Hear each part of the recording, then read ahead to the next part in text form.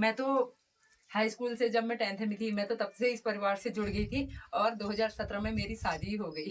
और अभी ना जैसे हमारे घर के सबसे छोटे सदस्य हैं वैसे, तो इन्होंने ना सच में परिवार की पूरी जिम्मेदारी उठा रखी है। और फिर मनीष सिंह कार्की, तो ये पांचवी पीढ़ी में आ रहे हैं। और प्लीज आप ज्यादा से ज्यादा ऐसे सपोर्ट भी कीजिए। हेलो एवरीवन, कैसे हैं आप सब लोग? होप करती हूँ सब स्वस्थ होंगे। सबसे पहले आप सभी को मेरा प्यार भरा नमस्कार। तो दोस्तों, आज हम अपने यहाँ गांव देवली में आए हैं, जैसे मैंने आपने मेरे पिछले ब्लॉग में भी देखा होगा। और आपको एक जानकारी देना चाहती हूँ जो हमारे घर से, हमारे परिवार से, हमारे बुजुर्गों से जुड़ी हुई है। तो वो है जानकारी, मैं इस दवाई के बारे में देना चाहती हूँ। तो जो ये दवाई है, ये चोट लगने के काम पे आती है। जैसे फ्रैक्चर हो गया, हड्डी टूट गई, तो ये दवाई उस चीज़ में इस्तेमाल की जाती है। तो ये जो हमारे परदादाजी थे, यानी कि इनके दादाजी, तो उनको ना एडी राजा बरसी गाजा जी का आशीर्वाद प्राप्त हुआ। उन्होंने वरदान दिया और वो उनके सपने में आए कि जंगल में ये दवाई है और ये इस चीज़ के लिए इस्तेमाल होती है। तो दादाजी जब फिर दूसरे दिन सुबह जंगल में गए, ये दवाई लेके आए, उन्होंने इस्तेमाल की, तो ये दवाई असर भी करी। तो ये हमारे परदादाजी से चलती हुई आ रही है। फिर दादाजी ने भी इस काम को जारी रखा। उसके बाद दादाजी के जाने के बाद इस काम को चाची ने और हमारे देवर जी मनीष ने संभाला है। तो इस दवाई को जंगलों से लाया जाता है और ये बड़ी मुश्किल से मिलती है और इसको सभी लोग नहीं पहचानते हैं, क्योंकि ये दवाई है ही कुछ अलग। इसमें एक ये कुछ लकड़ी का बूरा टाइप का है और साथ में कुछ पत्तियां हैं। तो ये पत्तियां किस चीज़ की हैं वो मुझे भी इतना पता नहीं है। और साथ ही साथ इसमें ना, जैसे लोग डॉक्टरों के पास जाकर भी ना वापस आते हैं इस दवाई के लिए, वो इसलिए क्योंकि ये दवाई जो है ये आयुर्वेदिक जड़ी बूटियों वाली दवाई है, घर की दवाई है ये।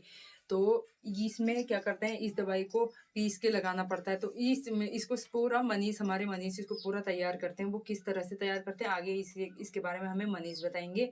और उससे पहले मैं बताना चाहूँगी कि ये दवाई, जैसे हमारे हाथ में फ्रैक्चर है, सूजन है और कहीं पे हड्डी क्रैक हो गई है और लंबे समय तक हमें प्लास्टर लगाना पड़ता है, तो उससे क्या होता है, हड्डी जुड़ेगी। तो अगर हम वो ना करके इस दवाई को लगाएं, और जो इसका नियम है, जिस प्रकार हमें ये लगानी है और कब इसके साथ क्या करना है, कब कैसे भिगानी है, तो उस सब के बारे में बताएंगे। और इस दवाई को लगाने के बाद ना हमेशा लगाना पड़ता है। और साथ ही साथ इसको, जो हमारी पहाड़ी दाल होती है, भटकी दाल, उसके पानी से इसको भिगाया जाता है, ताकि जो सूखने के बाद ये क्या होता है, एकदम मतलब चुभने जैसा लगता है, खुजली लगती है। तो इससे क्या, लोगों का मन ये होता है कि इसको निकाल दें, लेकिन ये निकालनी नहीं होती है, इसको लगाए रखना पड़ता है और इसको वो भटके पानी से वो भिगाते रहना पड़ता है। तो इसके बारे में ना आगे हमें मनीष बताएंगे कैसे बनाते हैं और कैसे इसको इस्तेमाल किया जाता है। ये दवाई ना बहुत ही ज़्यादा अच्छी है और इसको सिर्फ हम इंसान ही नहीं ना, इसको हम अपने जानवरों में भी इस्तेमाल कर सकते हैं। क्योंकि ये होता है, जानवर चारा चरने जा रहे हैं जंगलों में, क्योंकि अक्सर लोग क्या करते हैं ना, अपने जानवरों को चारा चराने के लिए जंगल ले जाते हैं। किसी का पैर फिसल गया तो क्या होता है, जानवरों के भी तो पाँव हड्डी उनकी भी टूटती है, तो ना ये उनके लिए भी इस्तेमाल की जाती है। और सेम इसका भी वही रूटीन है, जैसे हमें अपने इंसानों के साथ हम इसको लगाते हैं कि कैसे भिगानी है, कैसे क्या करनी है, सेम वही चीज़ हमें ये जानवरों के साथ भी करनी है।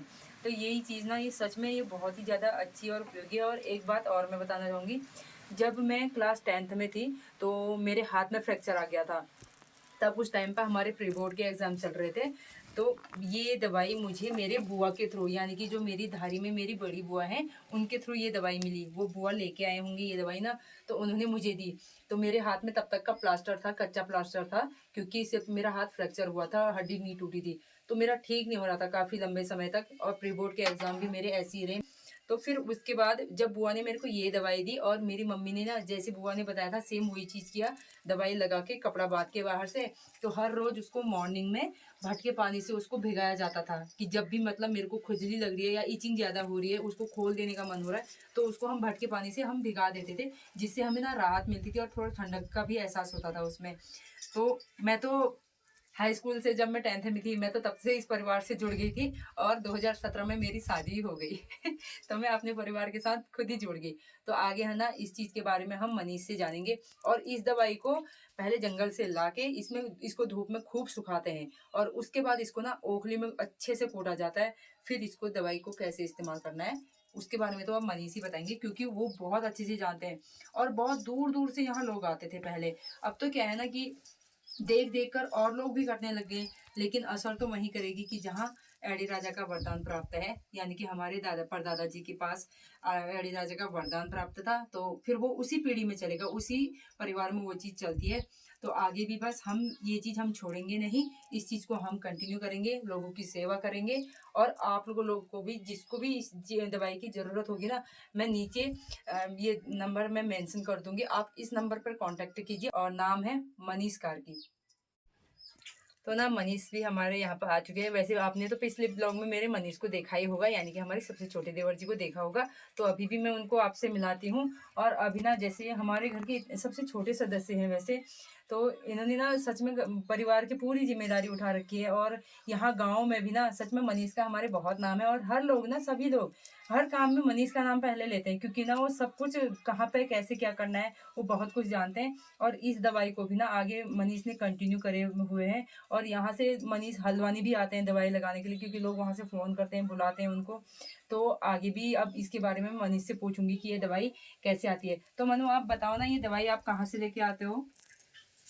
ये दवा का खास तौर पर ऐसा है, ये मतलब पहाड़ी इलाकों में मिलती है। ये मतलब जैसे जंगल होता है, इधर उधर से ढूंढने के लिए बड़ी मुश्किल से ये दवा मिलती है। दवा हड्डी टूट, हाथ पैर में कहीं भी चोट, आप हमको बता सकते हैं, कहीं पर भी चोट हो, कोई मतलब बंद चोट में पूरे फायदेमंद दवा है। तो जैसे ना खुली बंद चोट है, खुली चोट में तो ये उसमें हम इसको खुली चोट इस्तेमाल में काम नहीं नहीं कर करती, सकते बंद चोट में हैं। काम लेकिन करती है। बंद चोट में जैसे फ्रैक्चर आ गया, हड्डी हाँ, टूट गया और बाहर की हमारी स्किन वैसी है, तो उसमें क्या होता है, प्लास्टर करना पड़ता है। तो हम प्लास्टर इस करना दवाई पड़ता को इस्तेमाल कर सकते हैं।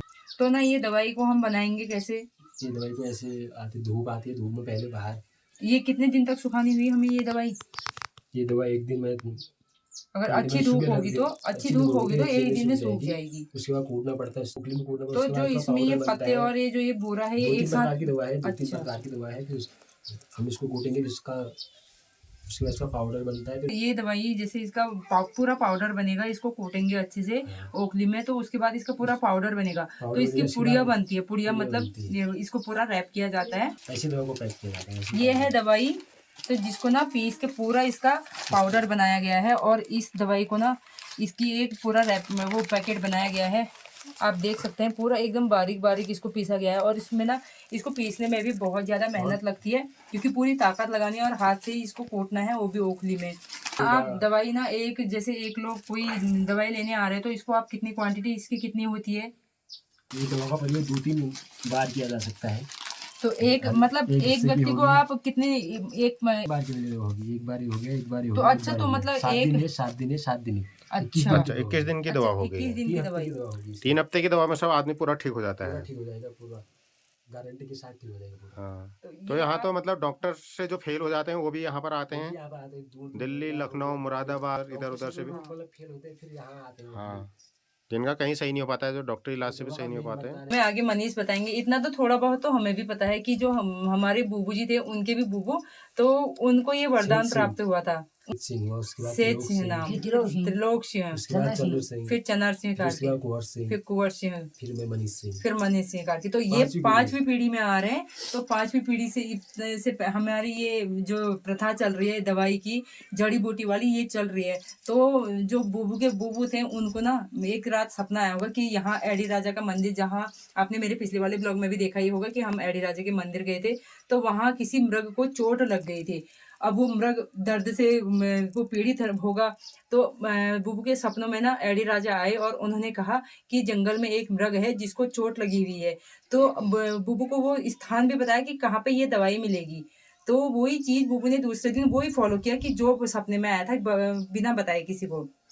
तो फिर वो दवाई पीस के उसी प्रकार से उस मृग को लगाई, और मृग को सच में वो चोट आई भी थी, और वही दवाई बुबू को मिली भी। तो वो लगाई भी और वो मृग ठीक भी हुआ। और तब से हमारी ना ये प्रथा चली आ रही है कि हमने ये जो दवाई है जड़ी बूटी वाली, ये हमारी चली आ रही है। और 5वीं पीढ़ी में हम अभी पहुंच चुके हैं। मनीष हमारे अभी ये इस दवाई को देते हैं। और कभी कभार जैसे मनीष हमारे घर पे नहीं है ना, तो हमारी चाची भी इस दवाई को देती हैं, और पूरी इस दवाई को पूरी तैयार मनीष करके रखते हैं। और कुछ दवाइयों की जो ये पैकेट हैं, इनको मनीष हम पहले से बनाए रखते हैं, क्योंकि कभी भी कोई भी आ सकता है, तो हम तब इसको देते हैं। कि आप जन सेवा करो, लोगों का भला करो, जन सेवा। कोई हड्डी टूट, हाथ फ्रैक्चर, बाल सूजन, बंद चोट, हाँ, क्योंकि उस बंद समय चोट के में काम ये आते क्या हैं। था ना कि मतलब हॉस्पिटल की उतनी सुविधा नहीं घरेलू थी। नुस्खे थे। फिर घरेलू नुस्खे हुए कि कुछ ये हरी दवाई हो गई, ये हो गया, वो हो गया, वही करते थे, क्योंकि अगर हॉस्पिटल होते भी तो उस टाइम पे तो बहुत दूर होंगे। और क्योंकि वो 5वीं पीढ़ी पहले, 5 पीढ़ी पहले की बात है और आज 5 पीढ़ी के बाद तो बहुत अंतर हो गया है।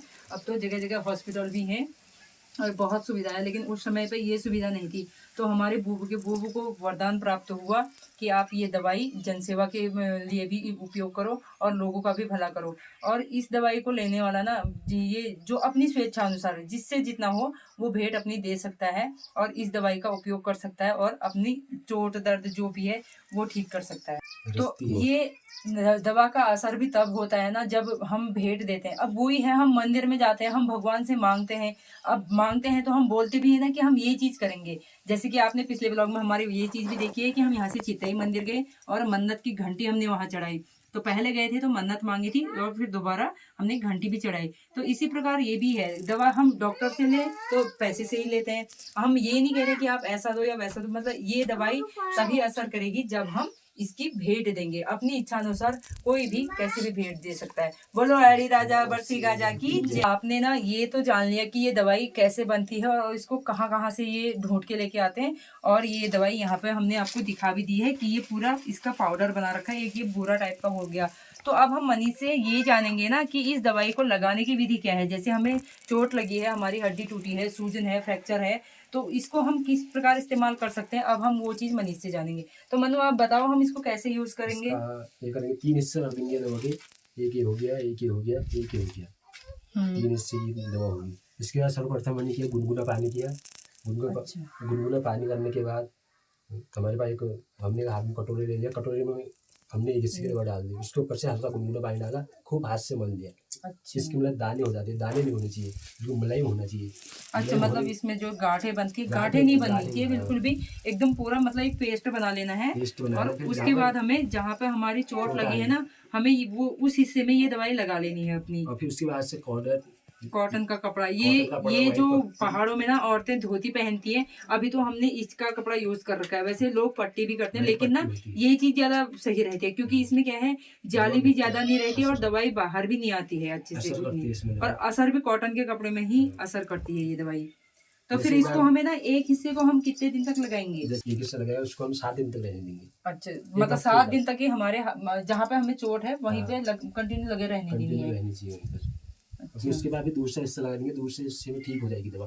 एक बार जैसे तुम्हारे आपने दवा लगा दी, उसके बाद दवा मतलब जहाँ पे दवा लगाई उसके बाद दवा सूख जाती है। उसके बाद दूसरे दिन हमारे वहाँ होते हैं काले भट्ट होते हैं। मतलब काले भट्ट के पानी से आप पहाड़ी दाल जो काले भट्ट काले होते भट्ट हैं के ना, पानी से वो आप हमें अगले दिन ये शाम को हम भट्ट भिगा के रख देंगे। हाँ तो उसका जो पानी उसके एकदम पानी जो से हल्का काला रंग का पानी जो निकला होता है ना, उस पानी से हमें भिगाना पड़ेगा उसके ना। पानी से भिगा ये मैंने तो शादी से पहले इस्तेमाल किया और शादी के बाद ना मेरे भैया के भी पैर में फ्रैक्चर हुआ था और मेरे दूसरे चाचा के बेटे हैं तो उनके भी फ्रैक्चर हुआ था। फ्रैक्चर नहीं, उनकी तो हड्डी टूटी थी, तो उन्होंने भी ये दवाई यूज की है और उनको भी असर हुआ है। और भैया भी ना सच में वो जैसे अब उनके पहचान वाले जो है उनको भी लेके आते हैं। और आप लोग भी ना ज्यादा से ज्यादा ऐसे सहयोग भी कीजिए और ये दवाई इस्तेमाल भी कीजिए। और ये पूरी गारंटी के साथ हम इसको देते हैं। और बस इससे आगे और क्या कहें। तो दोस्तों मैंने ना आपको बहुत ही महत्वपूर्ण जानकारी दी अपने परिवार से रिलेटेड, अपने जो पीढ़ी दर पीढ़ी चली आ रही है ना जो रीत, तो उससे रिलेटेड आपको मैंने एक ये जानकारी दी है। और प्लीज़ आप ज़्यादा से ज़्यादा ऐसे सपोर्ट भी कीजिए। इससे क्या होता है, आप हम जन सेवा तो कर ही रहे हैं, लेकिन साथ ही साथ ना आप भी हमें कुछ सहयोग करेंगे तो हमारे मनीष भी ऐसे ही आगे बढ़ेंगे और ये दवाई ना वो हमेशा कंटिन्यू करेंगे। तो आपको हमने पूरी विधि बता दी है और मैंने नीचे एक बार और मैं नंबर मेंशन कर रही हूँ हमारे मनीष का, और इनका नाम है मनीष कार्की, ग्राम देवली। तो आप इनसे संपर्क करें, जिस किसी को भी दवाई की ज़रूरत हो ना इनसे संपर्क करें। और वो दवाई अगर कोई व्यक्ति यहाँ नहीं भी आ पाता है ना, तो हमारे मनीष वहाँ जाकर खुद से वो दवाई लगाएंगे और आपको उस दवाई के बारे में बताएंगे, फिर आप वो चीज़ आगे कंटिन्यू करते रहेंगे। तो दोस्तों आपको ये जानकारी कैसी लगी, और अगर अच्छी लगी हो तो प्लीज़ ज़्यादा से ज़्यादा इस वीडियो को ज़्यादा से ज़्यादा जितना हो सके उतना इस वीडियो को शेयर कीजिए। और अपने फ्रेंड्स में, फैमिली में, जितने भी आपके रिलेटेड हैं सबको ये वीडियो शेयर कीजिए और ज़्यादा से ज़्यादा कमेंट कीजिए, शेयर कीजिए। और मैं तनुकार की फिर से आपको ऐसी अच्छी वीडियो दिखाते रहूँगी और नई नई जानकारियाँ देते भी रहूँगी। तो इस ब्लॉग को यहीं पर समाप्त करती हूँ। आशा करती हूँ आपको ये ब्लॉग अच्छा लगा होगा। तो मिलते हैं नए ब्लॉग में, तब तक के लिए जय देवभूमि उत्तराखंड, जय जय, बाय। मतलब हम इधर उधर जाते